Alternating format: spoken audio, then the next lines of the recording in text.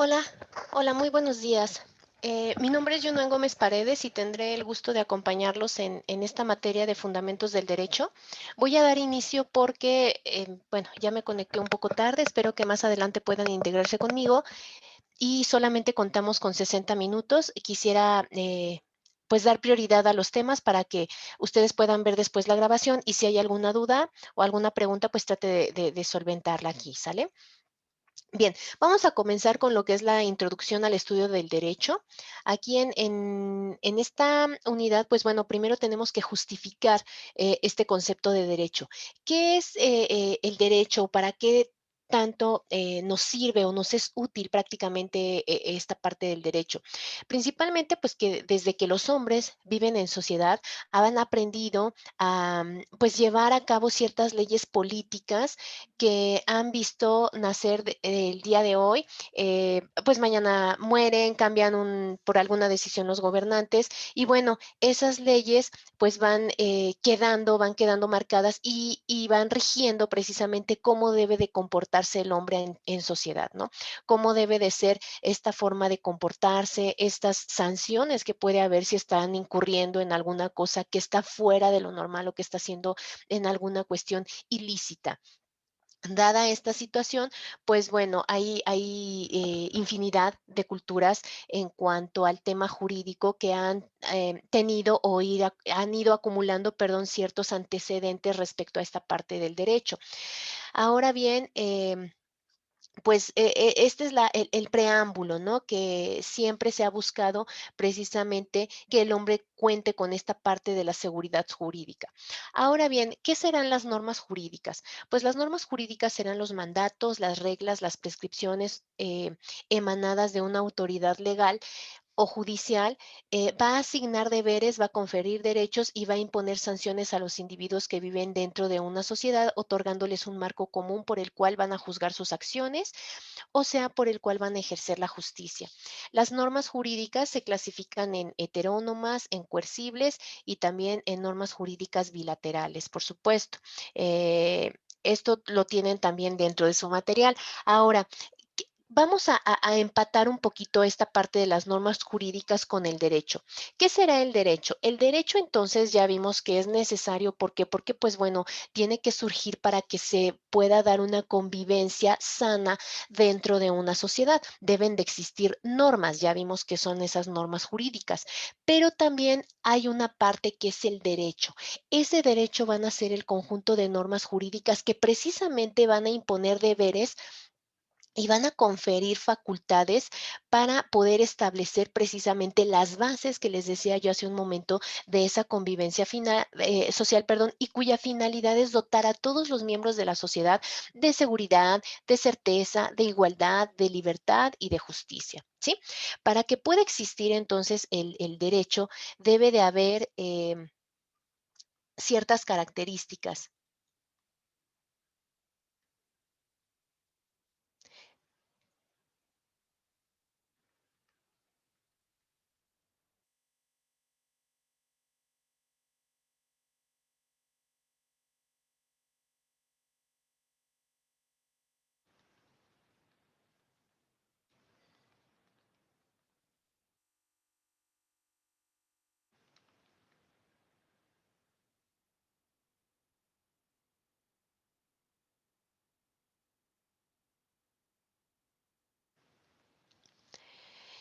Les decía yo, debe de tener 11 características.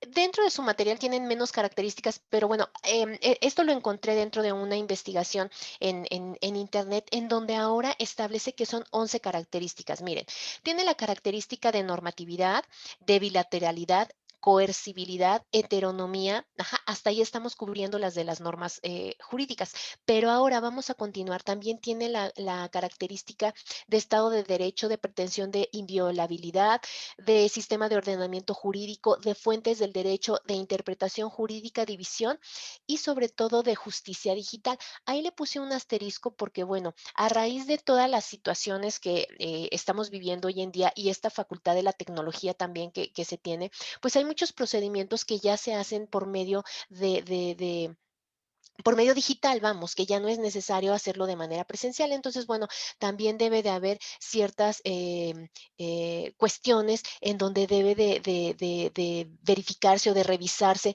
que realmente la cuestión legal está, o la cuestión de derecho esté debidamente llevándose a cabo, ¿no? Ahora bien, tenemos también lo que son nuestras fuentes del derecho. Tenemos lo que son las fuentes reales, las históricas y por supuesto las fuentes formales, que son las que le dan forma precisamente a nuestro derecho. La clasificación creo que ya la han visto en otras materias, pero bueno, la vamos a volver a mencionar de manera breve. Se clasifica primeramente en derecho subjetivo, el derecho objetivo. El subjetivo pues se clasifica también en público y en subjetivo y en civil, a la vez en personal, patrimonial, real y de cerdito. El derecho objetivo de interno, externo, público, privado, el derecho público en derecho administrativo, constitucional, penal, del trabajo, el derecho privado en civil, mercantil e internacional privado, ¿no? Y también está la parte del seguro social, derecho a la salud, a la educación, al voto, derecho a la auditoría, perdón, el acceso a la justicia y la libertad sindical. Esa sería la clasificación más general del derecho. Cuando hablamos de derecho, también hablábamos o hablamos de los hechos y de los actos jurídicos. Aquí se los he puesto de manera conjunta para que podamos identificar las diferencias de cada uno de ellos, ¿no? Por ejemplo, el hecho jurídico va a ser todo el acontecimiento producido por la naturaleza o por el ser humano que producirá afectos de derecho. Ahora, el acto jurídico, por otro lado, será la exteriorización unilateral o bilateral de la voluntad destinada a producir efectos jurídicos que se van a plasmar en crear, modificar, extinguir una relación jurídica. Las diferencias es que el hecho jurídico va a ser el género, el acto jurídico la especie. El hecho jurídico se produce por hechos naturales o la conducta humana, y el acto jurídico es solo por la conducta humana. El hecho jurídico no busca producir efectos de derecho, los efectos surgen de la ley. En cambio, el acto jurídico necesita exteriorización de la voluntad. La exteriorización de la voluntad está destinada a producir efectos jurídicos. El hecho jurídico es aceptar cualquier clase de prueba, y el acto jurídico acepta únicamente la prueba documental. Esas serían las principales diferencias entre lo que es un hecho y un acto jurídico, ¿sí? Ahora pasemos rápidamente a lo que es la persona. La persona pues será un individuo de la especie humana, ya sea hombre o mujer, que considerado desde una noción jurídica y moral es también un sujeto consciente y racional con capacidad de discernimiento y de respuesta sobre sus propios actos. La persona puede ser persona física o puede ser también una persona moral, ¿sí? Las personas físicas, por un lado, pues tendrán capacidad de goce y de ejercicio, tendrán un nombre, un domicilio, un patrimonio y, por supuesto, una nacionalidad. La personalidad jurídica de las personas físicas se adquiere desde el momento que nacen y se va a perder al momento que mueren, ¿de acuerdo?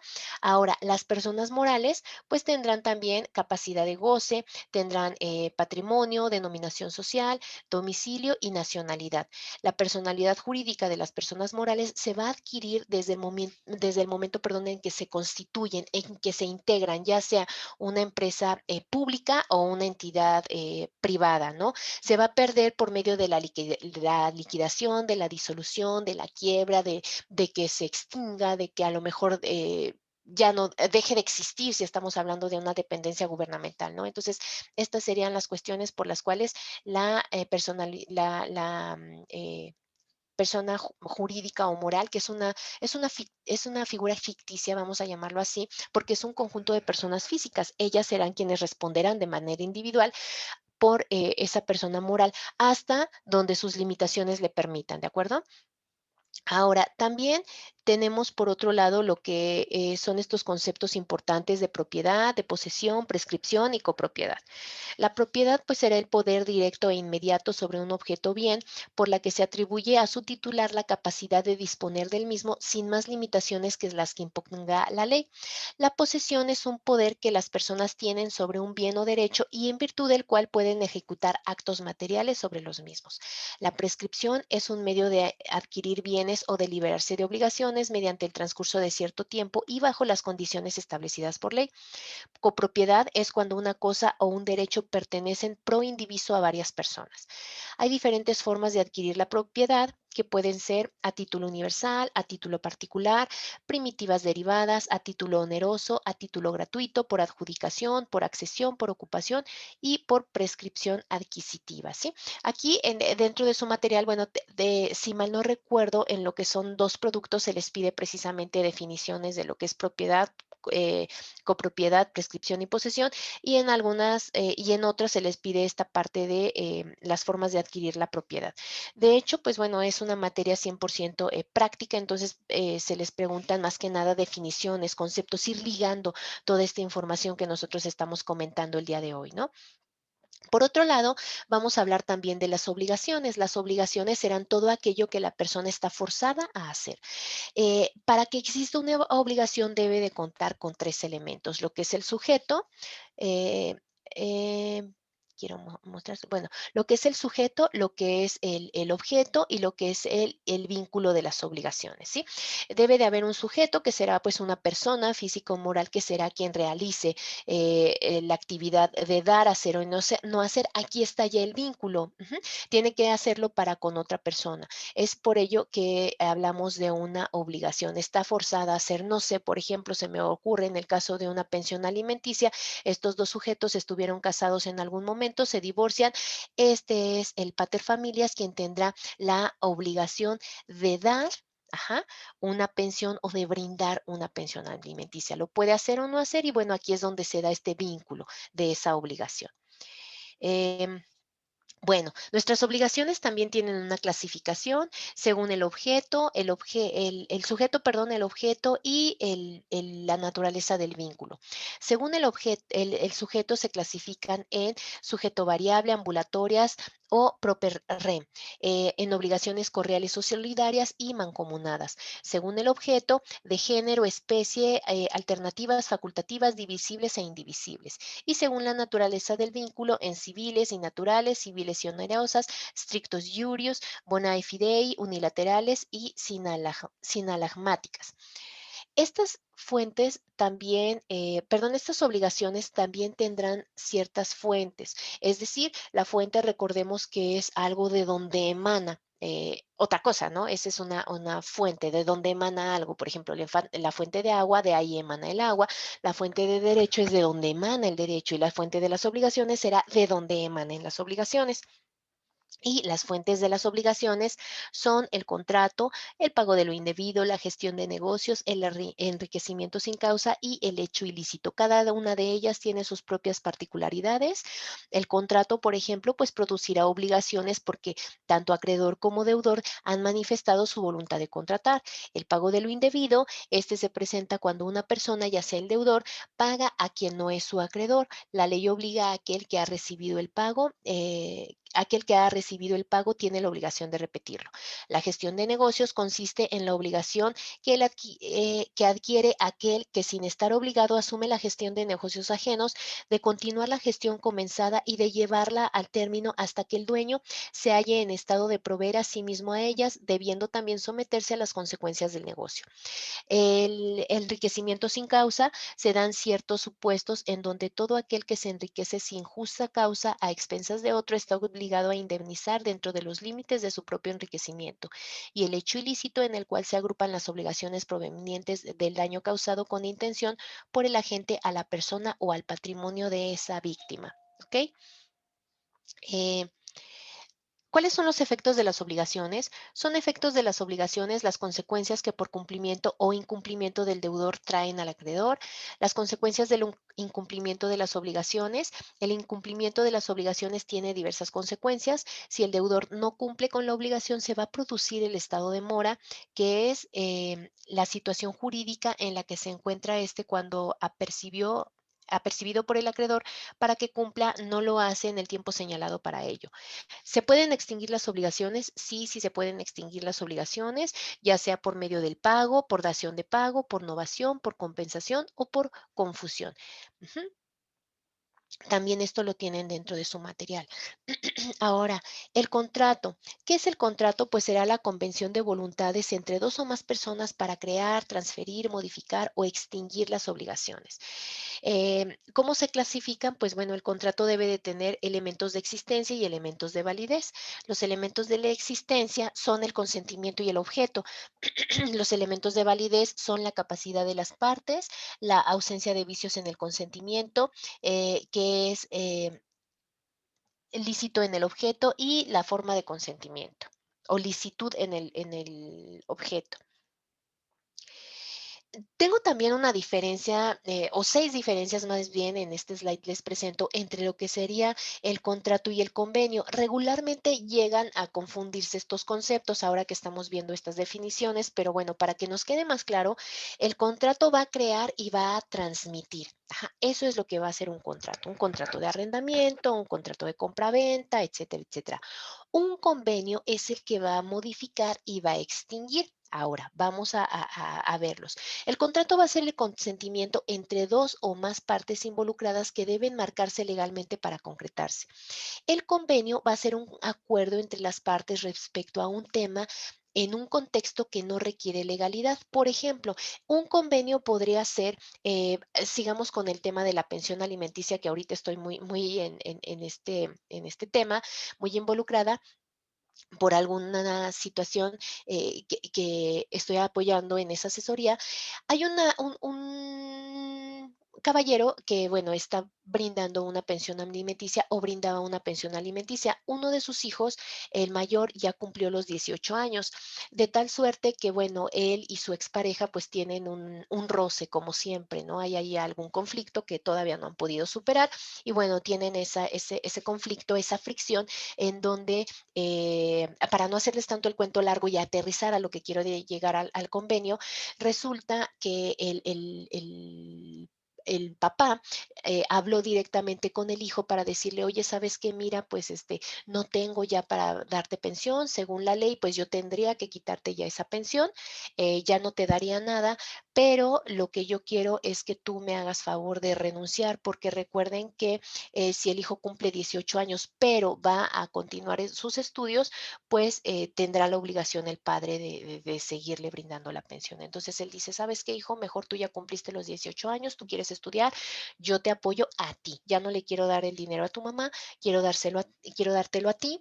Vamos a firmar un convenio en donde tú pues establezcas que precisamente, lo vamos a presentar ante el juez, por supuesto, en donde tú establezcas que tú de común acuerdo pues renuncias a tu pensión y nada más, ¿no? Con la finalidad de que yo ya no tenga esa obligación de cumplir legalmente con tu mamá por lo que pasó con esta demanda, ¿no? Con este juicio de demanda de pensión alimenticia, para que no haya algún problema, se firma un convenio. Entonces, ese es un ejemplo de convenio. Está modificando lo que en su momento el juicio de pensión alimenticia, la demanda de pensión alimenticia estaba diciendo, y extingue la obligación del papá de seguir cubriendo esa parte de la pensión. ¿Sale?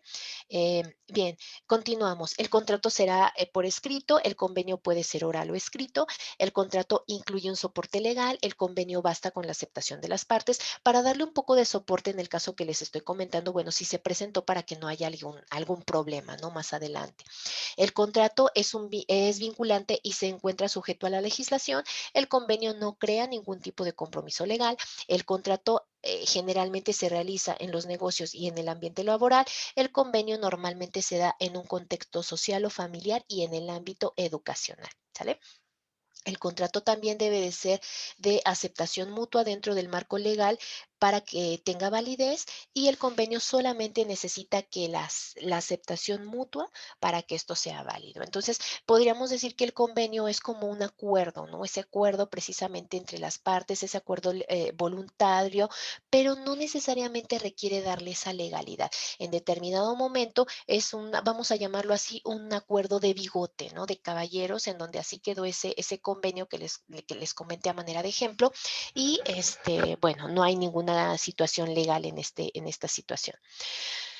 La clasificación de los contratos, bueno, se clasifican en 11 tipos, es la principal clasificación que puede ser por la naturaleza del vínculo, ya sea unilaterales o bilaterales, por su objeto, onerosos o gratuitos, por su forma, solemnes o no solemnes, por el efecto jurídico que producen como obligatorios o resolutorios, por la forma de su existencia como principales y accesorios, traslativos de dominio o de uso, los principales, según estén o no disciplinados por la ley como nominados e innominados, por la forma como nacen y la manera como concluyen, ya sea de tracto sucesivo o contratos de ejecución instantánea, por la forma como se perfeccionan, contratos reales y consensuales, según cómo se establezcan los extremos del contrato de libre discusión y de adhesión, según el consentimiento de las partes en individuales y colectivas, y según cómo se determine la ventaja para las partes en conmutativos y aleatorios. ¿Sí?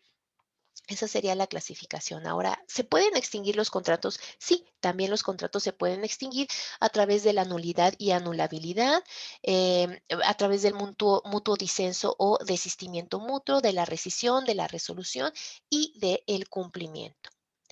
Eh, y bueno, por último, vamos a abordar esta parte o este tema de la Constitución.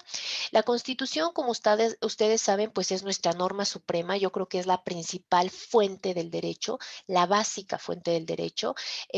Las constituciones pueden ser escritas o no, pueden ser dentro de un Estado de derecho soberano u organización. Está establecido o aceptada para regirlo y, por ejemplo, nuestra Constitución pues sí es aquella que está definiendo los tres poderes que son el ejecutivo, el legislativo y el judicial. Em, también fija todos los límites que les decía yo entre estos tres poderes y sobre todo con sus ciudadanos o para con sus ciudadanos, estableciendo todas las bases para su gobierno y para la organización de las instituciones en que tales poderes se asienten. Este documento busca garantizar al pueblo sus derechos y sus libertades. La Constitución, nuestra Constitución está dividida en la parte dogmática y en la parte orgánica. Dentro de su material también manejan la parte social.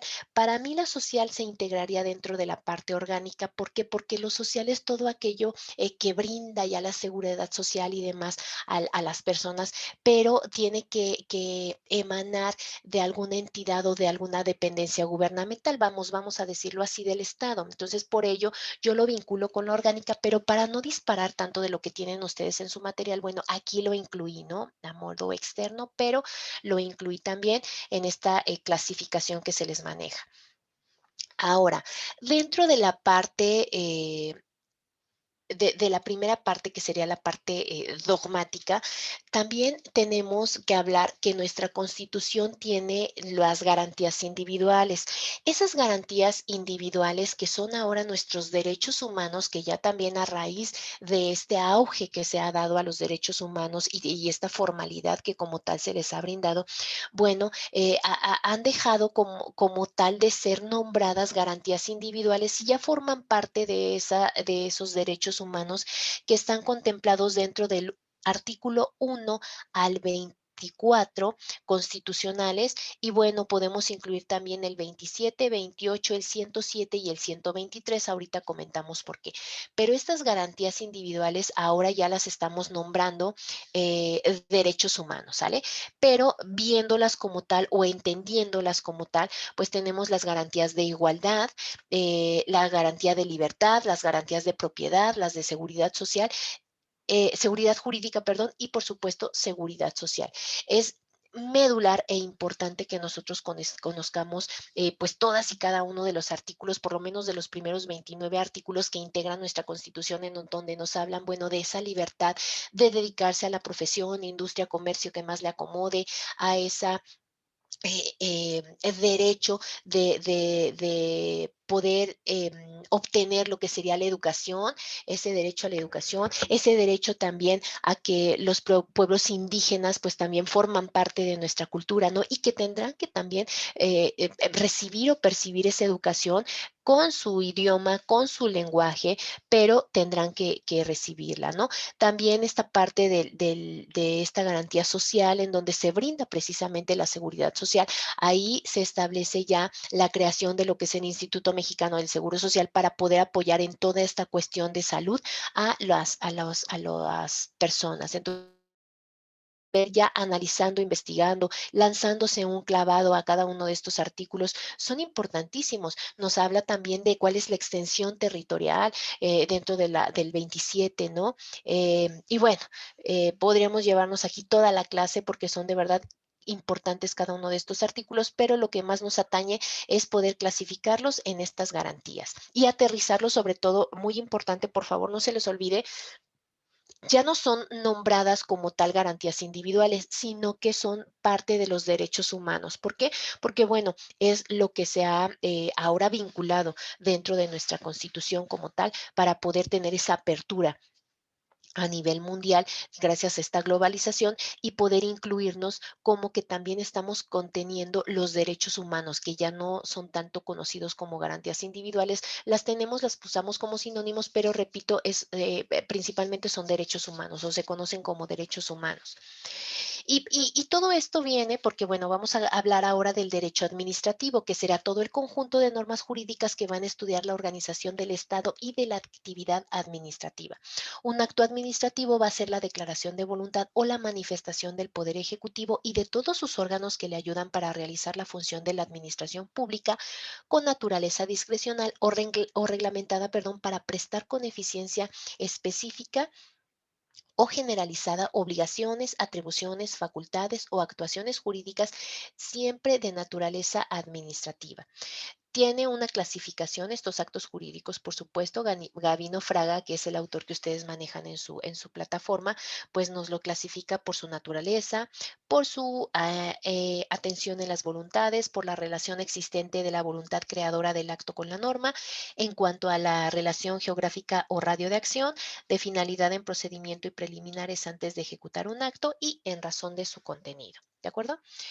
Ahora, ya que estamos hablando de este derecho administrativo y también estamos comentando precisamente que es un instrumento que nos va perdón, ese es el recurso, que es el conjunto de normas jurídicas en las cuales el Estado eh, va pues a llevarse a cabo, va a tener todas las regulaciones de cómo deben de comportarse las dependencias precisamente para con los particulares, entonces también nosotros no vamos a entrar en un medio de indefensión. Por supuesto que podremos interponer un recurso, ese sería nuestra defensa contra ciertos actos que nos parezcan ilícitos o que nos están a nosotros amedrentando o causando algún perjuicio o algún daño y que esté realizando el Estado a través de alguna de sus dependencias o también a través de alguno de sus funcionarios, bueno, podremos defendernos, ¿no? No quedamos en un estado de indefensión, vamos a llamarlo así, sino que también podemos defenderlos. Y para ello existen los recursos administrativos. ¿Qué son estos recursos administrativos? Pues bueno, serán instrumentos jurídicos que nos van a servir precisamente para qué? Para que se solicite la revisión de actos en trámite, ajá, o para dar ciertas resoluciones a algo. Eh, Tengo también aquí la parte de la reposición, que sería un recurso ordinario contra actos que pongan fin a la vía administrativa, salvo los que resuelvan recursos de alzada. Perdón, resuelve el órgano que dictó el acto resolución, plazo de interposición un mes y el plazo de resolución será un mes. El de alzada es un recurso ordinario contra actos que no pongan fin a la vía administrativa, resuelve el superior jerárquico del órgano que dictó el acto o la resolución, el plazo de interposición será un mes y el plazo de resolución y notificación de 3 meses. Hay una revisión que es un recurso extraordinario. Ajá, este recurso de revisión va contra actos firmes en los siguientes casos: error de hecho, aparición de documentos nuevos, declaración de falsedad en documentos públicos, cohecho, prevarición, maquinación fraudulenta, violencia. Se interpone por 4 años el primer supuesto, 3 meses el resto y se interpone ante el mismo órgano que resolvió. Entonces, estos son los recursos administrativos que nosotros podemos usar para no quedarnos en un medio de indefensión. No lo tienen en su material, yo se los quise mencionar como un plus. En el material solamente tienen que podemos nosotros defendernos a través de un recurso, ¿no? Pero ¿cuáles serían esos recursos? El recurso de reposición, de alzada y de revisión. Son los que nosotros podemos aplicar ante alguna cuestión de actos por parte de la autoridad o de alguna dependencia en términos administrativos, ¿sale? Entonces, bueno, pues con esto concluyo mi sesión.